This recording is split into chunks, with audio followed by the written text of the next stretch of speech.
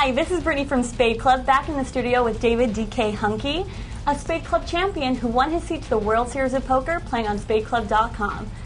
David, tell me about the whole experience. It's been quite amazing. It's like a dream come true for me. But actually, a lot of people expected me to be a little bit nervous and stressed out about it, but I've been actually pretty calm about it. And just because I've had a lot of experience playing online tournaments, so I just look at it as another tournament in my life, and it's just don't get too edgy and do anything that's gonna put me in a really bad spot. No, that's a great attitude. Recap for our viewers day 1 and day 2's play. Day 1 was a pretty easy day for me. Majority of the time, I was just at one table, which is a pretty tight table. Besides one person who was playing a little bit loose, but he got knocked out pretty early, and I accumulated a good amount of chips. I think I chipped up to about 52K at the first table, and once they moved me towards the end of the day, they put me in the Amazon room, and that was just a total different atmosphere for me. There was a lot of Europeans at my table, and European guys usually tend to play a little bit more loose aggressive. It's just that the style, that's the style they tend to play over there, and it was just a little bit more uncomfortable adjusting from my tight first table to the loose aggressive second table. So and I have no problem with adjusting to my table dynamics, but it took a little bit longer than expected. I sat down and they were already in the middle of betting back and forth and raising, and also the guy next to me smelled really bad, so it was a little bit distracting. His breath was kicking a little bit, but one of the guys ended up giving him a piece of gum towards the end. So oh, nice. That was good.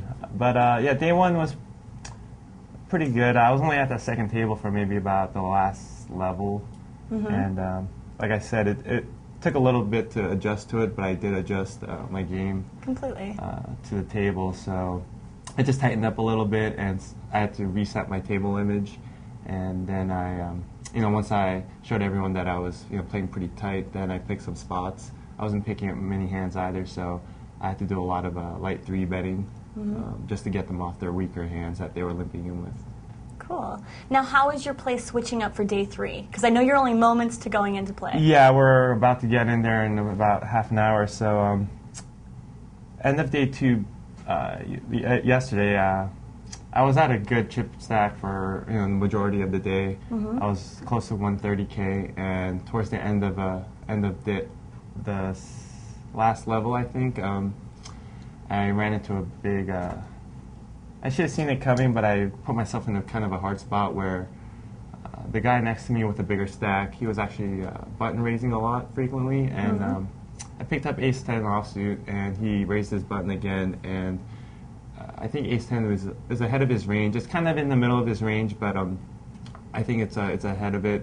So I put in a re-raise, and then the short stack that was in the big blind to my left pushed in with about 37,000, and I was kind of committed to the pot. I was getting 2.5 to 1, so I made the call, and he ended up showing queens, and I missed my 3-outer. So I'm back down to about 95,000, but it's not that bad. Blinds are 8 and 16, and I still have about 50 big blinds, which is plenty for me to work with. Definitely.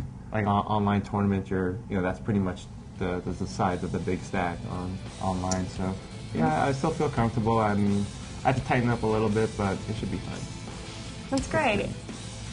If you'd like to track David Dkhunky's progress throughout the tournament, visit the community page on SpadeClub.com.